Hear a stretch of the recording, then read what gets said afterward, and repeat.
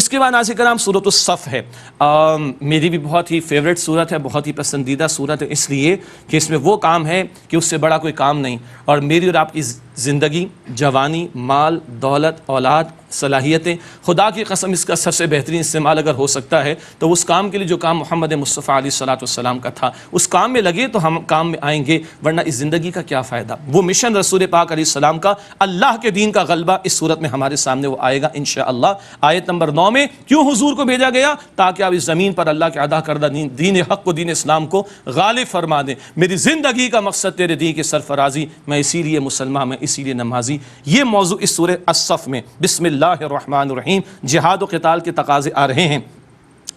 سبح للہ ما فی السماوات وما فی الارض وهو العزیز الحکیم، تسبیح بیان کی اللہ سبحانہ وتعالیٰ کی ہر اس شے نے جو آسمانوں میں اور زمین میں ہے، اور وہ اللہ غالب حکمت والا ہے۔ سبحان اللہ تو جمادات اور نباتات بھی کہہ رہے ہیں تم تو اللہ کی تکبیر کا اعلان کرو، کھڑے ہو جاؤ اور اس کے دین کے غلبے کی جد و جہد کرو۔ یا وسعت افلاک میں تکبیر مسلسل، یا خاک کی آغوش میں تسبیح و مناجات، وہ مذہب ملا و جمادات و نباتات، وہ مذہب مردان خداگاہ و خدا مس، یہ مذہب ملا و جمادات و نباتات۔ اللہ کے کلمے کی سربلندی، اس کام کے لیے اللہ تعالیٰ نے انسان کو بنایا ہے، ورنہ تسبیح تو فرشتے بھی پڑھ رہے تھے، جمادات اور نباتات بھی پڑھتے ہیں، تو وہ تسبیح غلبہ دین والی بات، تکبیر رب والی بات، اس کی طرف اشارہ۔ یا ایھا الذین آمنوا لم تقولون ما لا تفعلون، اے ایمان والو کیوں وہ بات کہتے ہو جو تم کرتے نہیں ہو؟ کبر مقتا عند اللہ ان تقولوا ما لا تفعلون، یہ بات اللہ تعالیٰ کو انتہائی ناراض کر دینے والی ہے کہ تم وہ کہو جو تم کرتے نہیں ہو۔ قول فعل کا تضاد اللہ کو بالکل پسند نہیں۔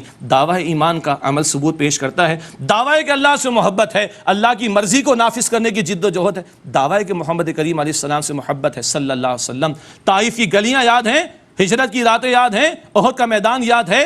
آج یہ جان اللہ کے پیارے پیغمبر کا خون اس کائنات میں سب سے قیمتی خون تھا، طائف کی گلیوں میں، احد کے میدان میں بہایا گیا۔ میرا اور آپ کا پسینہ بھی بہتا ہے۔ دعویٰ ہے ہمارا رسول پاک علیہ السلام کو ماننے کا، ان کے کام سے، ان کے مشن سے نسبت ہے کہ نہیں؟ اللہ کہ ان کو پسند فرماتا ہے ان اللہ یحب الذین یقاتلون فی سبیلہ صفا کأنہم بنیان مرصوص، بے شک اللہ ان کو پسند فرماتا ہے، ان سے محبت فرماتا ہے جو اس کی راہ میں صفے باندھ کر سیسا پلائی ہوئی دیوار کی طرح مضبوط ہو کر جنگ کرتے ہیں۔ جنگ کبھی کبھی پیش آتی ہے، اگر آج دنیا ظلم کرنے کے لیے جنگ کرتی ہے، جبر کرنے کے لیے جنگ کرتی ہے، تو اللہ رب العالمین ظلم کے خاتمے کے لیے، عدل کے نفاذ کے لیے ہم سے جنگ کا تقاضا کرتا ہے۔ پڑھ آئیں سورہ انفال آیت نمبر 39 میں، تاکہ اللہ کا کلمہ، اللہ کا دین سربلند ہو جائے۔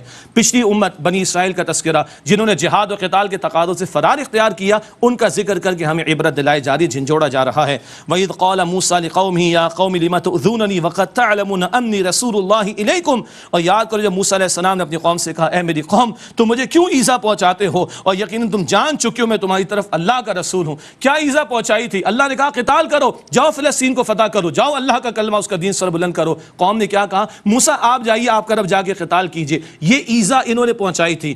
ہم تو رسول پاک علیہ السلام کے سچے امتی ہیں نا، ہم تو ساتھ دیں ان کا۔ فلما زاغوا ازاغ اللہ قلوبہم، پس جب ان لوگوں نے کجی اختیار کی اور خود ٹیڑھ اختیار کی، اللہ نے ان کے دلوں کو ٹیڑھا کر دیا۔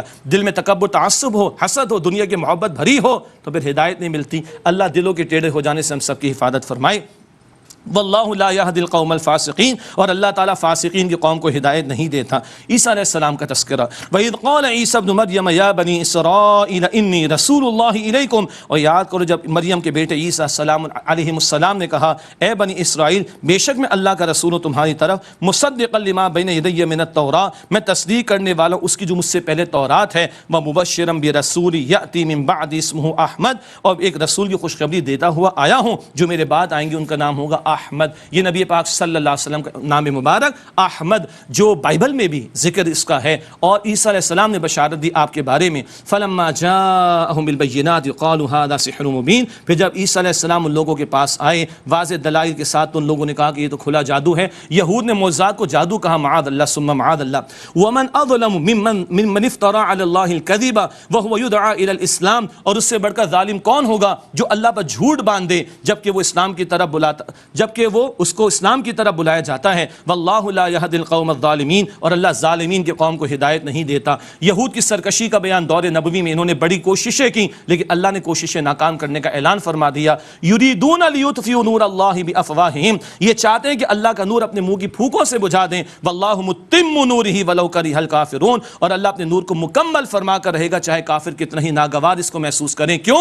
هو الذی ارسل رسولہ بالہدی ودین الحق لیظہرہ علی الدین کلہ، اللہ نے اپنے رسول علیہ الصلوۃ والسلام کو بھیجا الہدا، مکمل ہدایت نامہ قرآن دے کر، دین حق، دین اسلام، کمپلیٹ کوڈ آف لائف دے کر، سسٹم آف لائف دے کر، لیظہرہ علی الدین کلہ، تاکہ آپ صلی اللہ علیہ وسلم اس دین حق کو کل نظام زندگی پر غالب فرما دیں. ولو کرہ المشرکون، چاہے مشرکین کو کتنے ناگوار گزرے. یہ حضور کا مقصد بعثت، اللہ کے کلمے کی سربلندی. اب اس کے لیے جہاد، اس کے لیے اسٹرگل، اس کے لیے محنت ہمیں پکارا جا رہا ہے. یا ایھا الذین آمنوا هل ادلکم علی تجارۃ تنجیکم من عذاب علیم، اے ایمان والوں کیا میں تمہیں ایسی تجارت بتاؤں جو تمہیں دردناک عذاب سے بچا لے؟ کرنا تو ضروری ہے یہ کام، تبھی تو عذاب سے بچیں گے. کیا ہے وہ تجارت؟ تؤمنون باللہ ورسولہ وتجاہدون فی سبیل اللہ باموالکم وانفسکم، تم واقعتاً ایمان لاؤ اللہ پر، اس کے رسول صلی اللہ علیہ وسلم پر، اور تم جہاد کرو اپنے مال اور اپنی جانوں سے اللہ تعالیٰ کی راہ میں. مستقل محنت، بندہ بننے کے لیے، دین کی دعوت دینے کے لیے، دین کے نظام کو قائم کرنے کے لیے جہاد کرو اپنے مال اور اپنی جانوں سے اللہ کی راہ میں.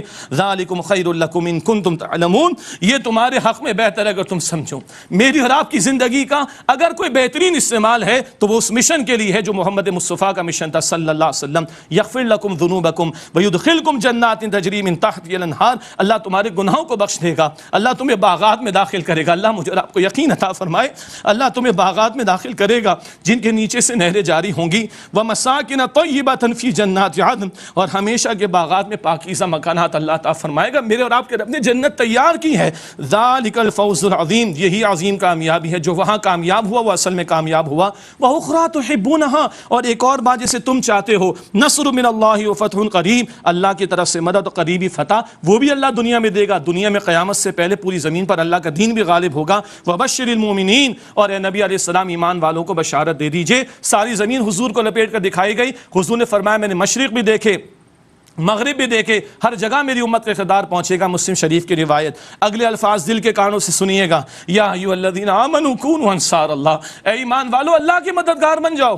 اللہ کی مددگار، اللہ کو کسی مدد کی حاجت نہیں. آج بندہ اس کے دین کی نصرت کرے، محنت کرے، اللہ کہہ رہا ہے تو میرا مددگار. کما قال عیسی ابن مریم للحواریین من انصاری الی اللہ، جیسے مریم کے بیٹے عیسیٰ علیہ السلام نے اپنے ساتھی حواریین سے کہا تھا کون ہے اللہ تعالیٰ کی طرف میرا مددگار؟ قال الحواریون نحن انصار اللہ، ان کے حواریین نے کہا ہم اللہ کے مددگار ہیں. رسول کی مدد کرنا اللہ کی مدد ہے. آج نبی پاک علیہ السلام کے دین کے لیے کھڑا ہونا یہ اللہ کی مدد ہے. اللہ کہتے میرے مددگار بن جاؤ. فآمن طائفۃ من بنی اسرائیل، تو بنی اسرائیل کا ایک گروہ عیسیٰ علیہ السلام پر ایمان لایا، نصارہ. وکفرت طائفہ، اور ایک گروہ نے انکار کیا یعنی یہود. فأیدنا الذین آمنوا علی عدوہم فاصبحوا ظاہرین، تو ہم نے ان کے دشمنوں پر ایمان والوں کی مدد کی، نصارہ کو غلبہ دیا یہود پر. فاصبحوا ظاہرین، پس وہ غالب ہو گئے.